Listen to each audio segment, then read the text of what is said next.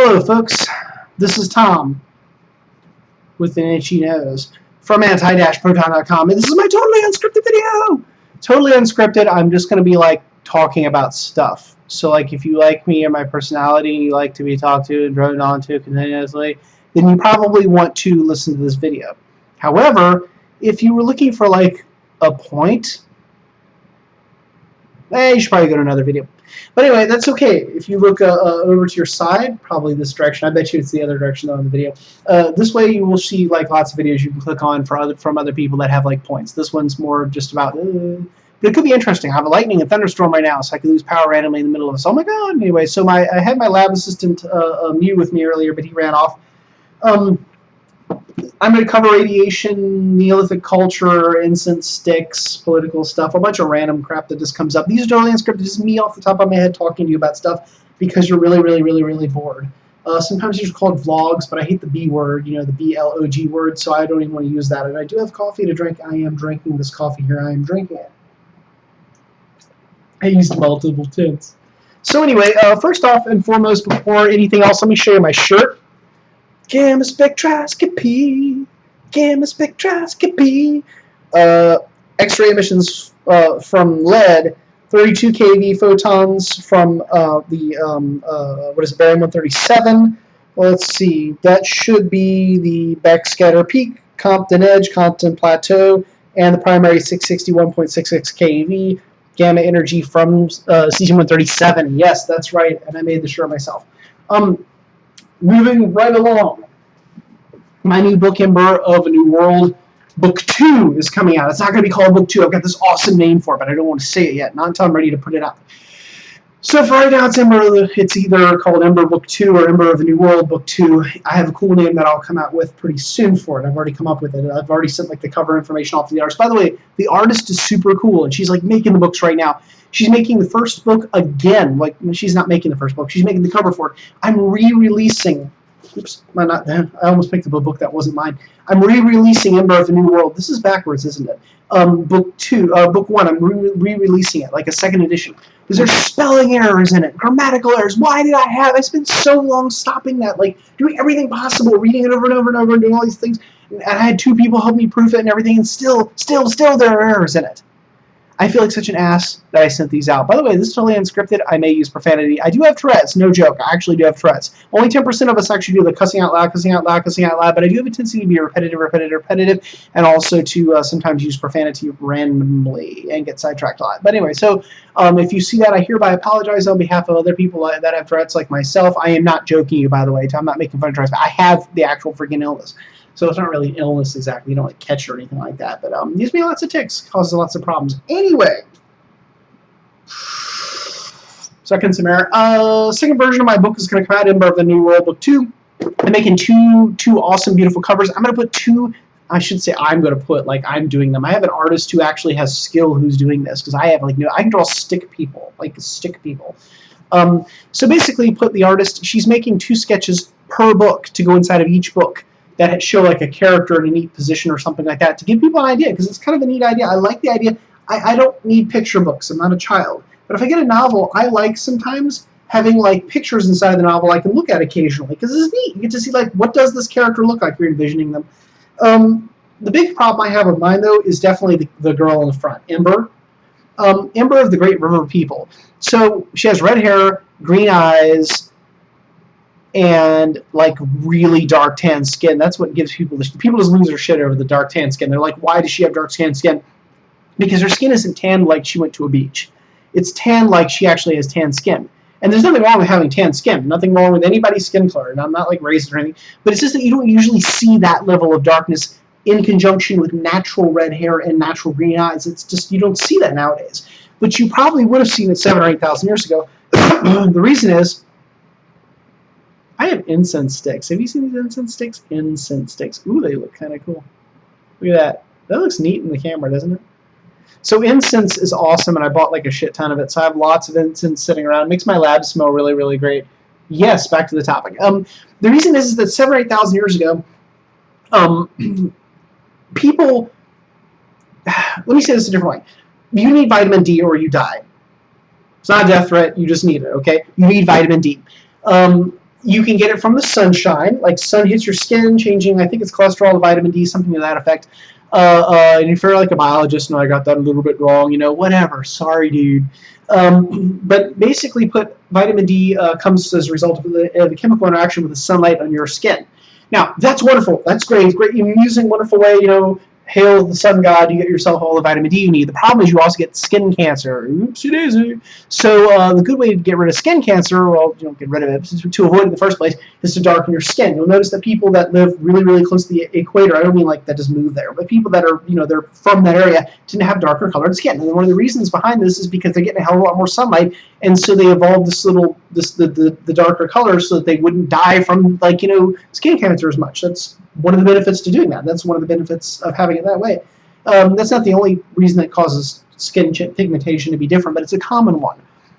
But Europeans that lived up north, the reason they had darker skin color is because they were getting, back in the prehistoric times, we're talking about the Paleolithic, then eventually the Mesolithic era. This is far, far back, before 5,000 or 6,000 years ago. We're talking like 10, 20,000 years ago.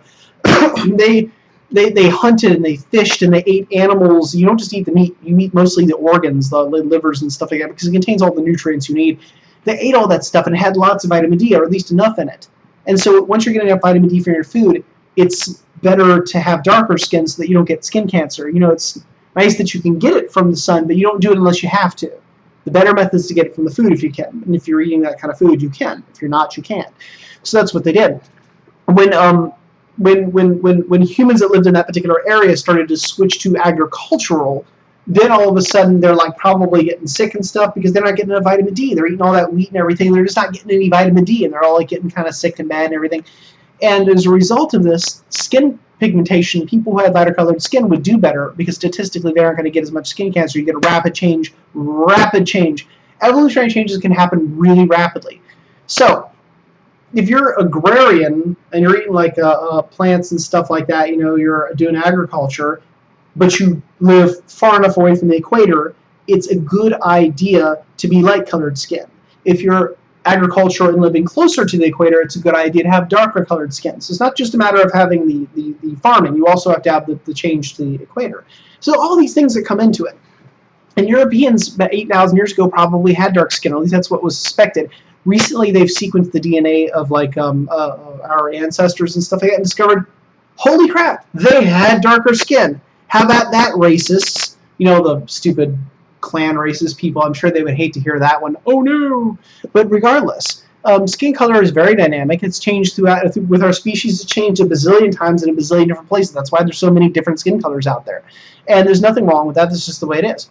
Europeans had that. And so I put that on the cover, and people just lost their shit over this. They were like, oh my god. So the new cover, I'm going to try to be a little bit better about this and try to. I'm hoping the artist can do a better job of making it look less creepy to people than I did. Apparently, I made it creepy. I didn't mean to make it creepy, but I'm not an artist like that. I write books as well as other things. So the other problem I had was that people in the ancient times didn't wear as much clothing all the time. Not because they were like nudists, but because clothing is hard to make. It's hard to make clothing. If you don't care about modesty, and you just don't care about modesty, you don't have religion saying that's wrong and all that kind of stuff. It's easier not. You like walk out of the frigid cold into your little warm fire-ridden hut. You just pull everything off, right? You wear like a loincloth or something, but covering up the top is difficult because you have to make shirts and vests and all this stuff. It's just a pain in the ass. That's why if you look at tribal societies, they don't do it. It's easier to feed babies. Bare chests, if you like, male or female, are not sexualized in a lot of those in tribes and stuff. So you don't see that as being an issue. It's only in our modern day society that's a big deal. And so the problem is that on both covers have both of the two main female characters standing kind of out there like, hey. But I had to figure out a way to cover them up. But I don't want them to be look like they've been censored. The big black bar across it, because I can't stand censoring like that. I'm not talking about nudity for nudity's sake, but why does not everything have to be censored? Why does everybody have to have a shirt on, even though they didn't wear stuff like that? So the artist is going to do a good job of that. I think I've chosen well. She does a really awesome comic strip in the internet, so I'll put her name in eventually. Not right this second, or not until we get kind of a little bit further along.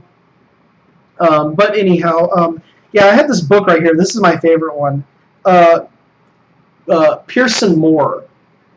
That is a cover right there. that's over the top. Like she's wearing nothing. I thought about that because that's pretty close to my character's look, but I decided instead to cover it up a little bit. That way, like even though I don't like censoring, it occurred to me like I couldn't read this book at work. This is not like pornography. This is like a really serious book. It is not bad at all. Like it just the woman. This is just how she's dressed. This is like hundreds of years ago. And it occurred to me that I couldn't take this book to work because, like, if I had it sitting on my desk and somebody saw me, they'd be like, I'm offended. Oh my God, I'm offended. And then that would be, because everybody these days, all people do now is become offended. Oh my God, I can't believe you said that. Now I have to freak out. That's all people do now, is nobody can deal with anything anymore.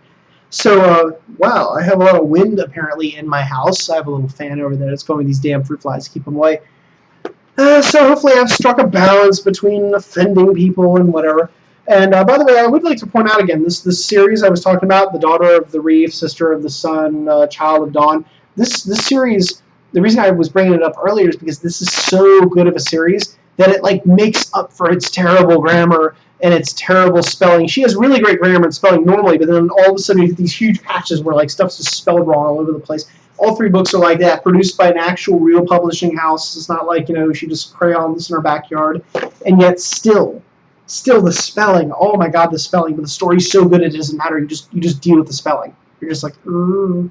So I guess that might be why mine is getting such good reviews, because even though the spelling's crap, I admit that, it's totally true, the story's really good, right? The story's really good. So that's part of the reason behind that.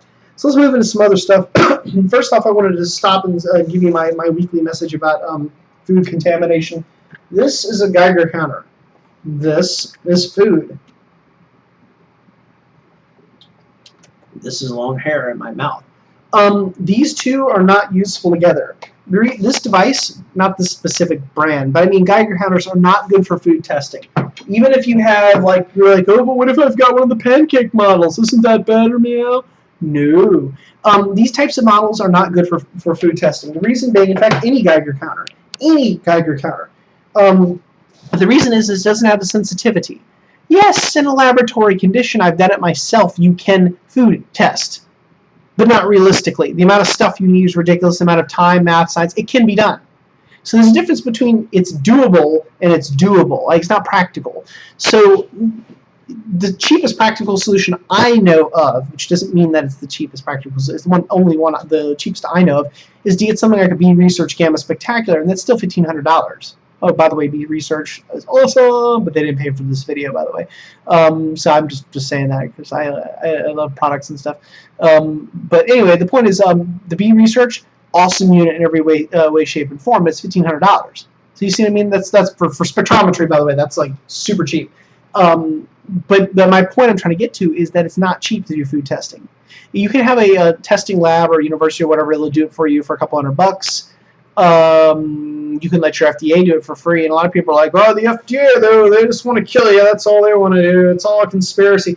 Well, first off, they don't want to just kill you. I can't get over people that think the government's trying to kill you. Okay, look, the government gets paid by people because people pay in tax money. So if they kill us all, then we can't give them tax money.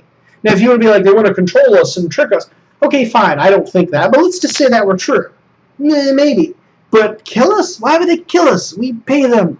I'm not saying like they owe us a debt and they pay us, so I don't want to kill them. No, I don't mean like that. It's just like drug dealers. You know, the TV shows like everybody who buys the drug dealer is always getting killed. Of course, drug dealers wouldn't do that. Drug dealers wouldn't kill you. They would kill you, but I mean, in general, they probably would try not to, because if they kill you, then you can't buy drugs from them.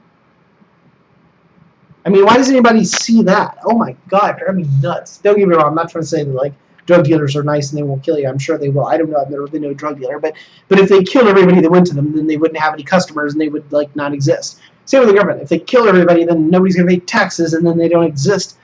So your local EPA or whatever, the FDA and stuff, if you don't trust them, that's fine. But look at it like this for a second. If you stop smoking, don't start in the first place. You cut drinking down a bit, because some alcohol can be good for you, but like, you just don't heavy drink. You exercise a little bit, you eat right, something. Oh my God, Americans. They're just like, oh, they're hitting the power button. They're like, I can't believe this guy said exercise and eat right. Unheard of in the US.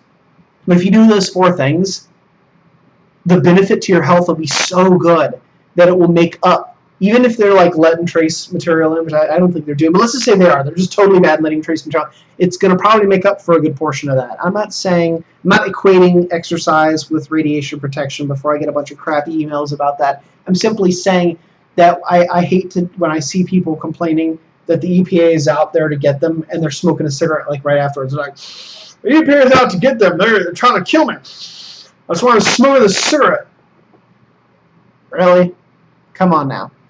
Alright, so moving right along, radiation units. I had somebody asking me about this. There are a shit ton of radiation units. There's rads and RIMS and Röntgens and Sieverts and Greys and CPM and CPS and Becquerels and Curies and Rutherfords and blah, blah, blah, blah, blah, blah. Most of these units were created a long time ago in a galaxy far, far away. They're not useful anymore. We need to get rid of them.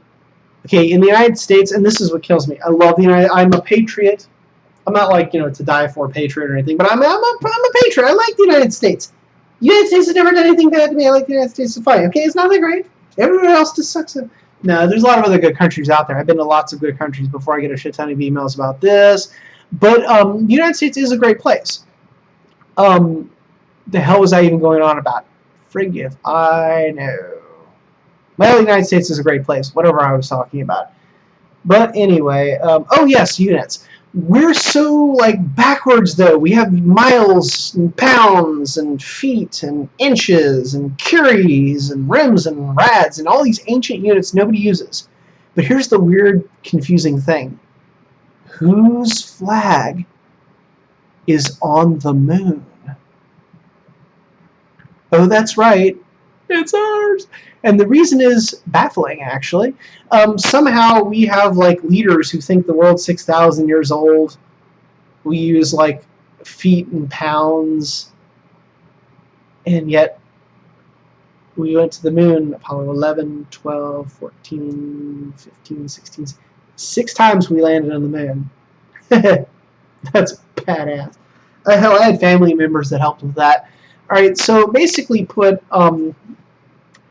Yeah, that's awesome, and it's a weird enigma, isn't it? Isn't it just the most bizarre? I mean, if you're a foreigner, you're foreigner. You're not a foreigner. You're in your own country watching me. I'm the foreigner talking to you. But if you're not from America and you're looking at this, you're probably yeah, that's pretty damn weird, isn't it? But it's the truth. Don't ask me how the hell we do it. We're just cool that way. We got Skittles and stuff.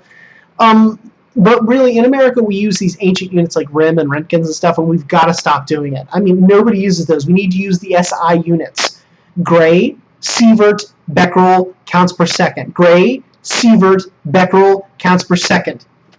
1 Becquerel is equal to 1 decay per second per atom. So cesium-137 atom decays to barium-137. That's 1 Becquerel. If it happens once, one atom disappears per second, 1 Becquerel. That's Becquerel per unit. So Becquerel per kilogram, Becquerel per liter. Right? So for this right here, this cup of coffee. Oh, fruit fly. No, you bastard. All right. Fruit fly, it kamikaze my coffee. So if this right here, this is one liter of coffee, let's just say it's not a liter, but let's just say it is, and we had 10 nuclear decays per second, it would be 10 becquerels per liter. Right? Get the idea? Different becquerels, different decays of different atoms result in different energies. So as a result, the energy units that are derived from that are different. So grays are how much radiation comes out of stuff and hits me. It hits things. How much of it is absorbed into my body, actually, if you want to be really technical. It's not just about what hits me, which is about as unscientific of a way of explaining something as I could possibly get. So the amount of energy that's absorbed into my matter is my absorbed dose, which will be in grays, which doesn't calculate where it's hitting on my body and the biological problems that come from that. It's just saying I absorbed a joule of energy. Well, good for you. You just absorbed a gray. The biological equivalent dose, which is taking into account the body parts. For example, your hand is not completely immune to radiation, but it takes huge amounts of it, doesn't do very much to your hand, right? I mean, why? The blood doesn't have any DNA in it, of course, and the marrow that's inside the bones here isn't producing really any blood or anything like that. And there's not a lot of flow through this and everything. There's not a lot to go wrong in this. But your best fun parts and your eyeballs and stuff, you don't want to expose them to a lot of radiation because it's tremendously more dangerous and deadly to them than it is to your goofy hands. So to take something like the gray and convert that into the biological equivalent dose, you want something like a sievert. So 1 gray of radiation may equal X number of sieverts, depending on what part of the body it's affecting and like what type of radiation it is and everything like that.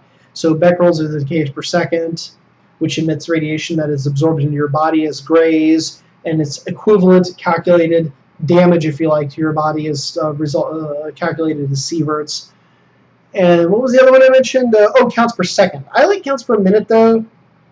Here I am being a complete hypocrite as usual. But counts per minute are more useful with things like Geiger counters. With scintillators, counts per second are good enough. With something like this guy right here, counts per second are useless. 16 counts per minute. Can't see it because it's backwards, but 18 counts per minute. It's not even 1 count per second. So, excuse me. Unless your unit can do fractional counts per second, like 0.15 or something counts per second, unless it can do that, just stick with counts per minute if you're using a Geiger counter and you're like not a professional. For my higher end units, I usually use counts per second. So just throwing that out there. I've been tearing up Ben Carson on my Twitter feed recently, and I wanted to explain why. Ben Carson, the problem. Okay, all the Republicans are saying like some just crazy shit, but I mean the reason I'm hitting him up really badly is because unlike Trump, for example, Trump's not a doctor. All right, he's never been a doctor. He is not a scientist. Okay, so if he has like weirdo scientific viewpoints, I don't like that. I wish he were, he knew more about science, and I'm not saying he doesn't. I'm not saying what he does or does. I'm just saying hypothetically if that were the case. But I wouldn't hold as much against him. Like if you're not a scientist and I walk up to you and I'm like, well, what's atomic weight or hydrogen? You're like, 5. If you get it wrong, I'm not angry at you because you're not a scientist. I don't even know what sports season it is right now. Why? Because I'm not a sports person, whatever the hell they're even called. Oh my god, I'm such a nerd. But Carson is an MD, which is not a theoretical science, it's an applied science. But regardless, he's a neurosurgeon. He's supposed to know things about biology to some degree, yet he thinks the Earth is 6,000 years old. He thinks, let's see what else, he doesn't believe in evolution. Oh god, he just came up with this crazy thing where he was like saying something like, I don't remember what it was something like the Jews wouldn't have been killed in the Holocaust if they'd all been armed with guns. I mean, what the hell? I expect more from this guy because of what he is. He's a neurosurgeon. You kind of expect a little bit more. So that's the reason I've been wailing on him recently. I don't like wailing Huckabee because what the hell? Why is his hair going? Because Huckabee does exactly what you expect he's going to do. Just theocracy kind of crap. You expect it. He's doing exactly what you expect out of him. Even Trump's doing what do you expect out of him. He's like, they're like, so Trump, what would you do about peace in the Middle East if you become president? He's all like, you don't question that. You don't question me. You don't worry about that. You let me worry about that. When I get in office, I'll learn all kinds of stuff. Oh my god. But anyway, so that's why I've been wailing on him recently. Then he keeps showing up on the BBC talking about just crazy stuff like Carson about I'm trying to think of it. He's like saying anti-science things basically, but there's the only problem with unscripted. If this isn't unscripted, I'd have like lists of things. But anyway, I posted enough of them on my Twitter feed. You can go look at them. By the way, follow me on Twitter. Follow me on Twitter. Follow me on Twitter. I'm repetitive. Did I have anything else on my little goofy list I was going to talk about? Oh, cat ears. You're like, oh, he has cat ears? Why, yes, I do have cat ears.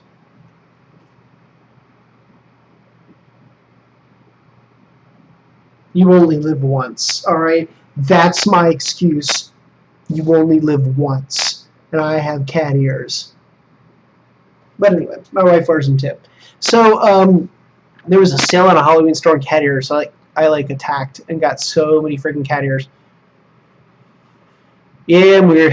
So anyway, I need a microphone. I also need a camera.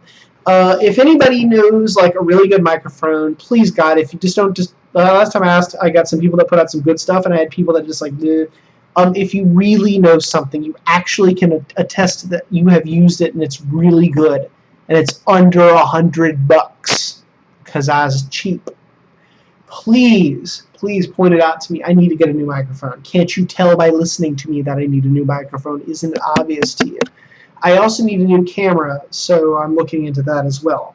However, I'm looking at potentially getting like a Rebel or something. I'm going to see if it can do video, because it'd be kind of cool if I could do my video with the Rebel. One of the main reasons for using it, though, is because I want to hook it up to my telescope, because astronomy is one of my other hobbies. Do I have any other interesting little gizmos I was going to show? No, not really.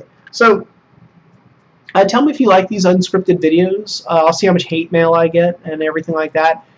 I might start doing them once a week just to get some ideas off my mind. And if anybody wants to ask me questions and they want me to go into one of these lengthy videos, I can, because you can see I can talk indefinitely until I choke to death on fruit flies. And if you know how to get rid of fruit flies, let me know, because I hate them. They're everywhere. I have a horrible headache. It's making it hard for me to talk. Oh, but anyway, follow me on Twitter, because I say the damnedest things. And by the way, on Twitter, 99% of people are just retweeting stuff and like liking things. I produce content. I produce almost 100% Tom original content. I produce lots and lots of tweets every day, pictures and stuff, and they're like mine. I rarely retweet people's things. I put out my own stuff, and like it doesn't seem to be as common as you might think. I even put out little poems, like little poems. But anyway, so whatever. As I keep saying, you only live once, so live however the hell you want to. And if anybody else judges you, well, to hell with them. This has been Tom from anti-proton.com in an unscripted sort of video with my software here that I'm messing around with and my hair screwed up. So, meh.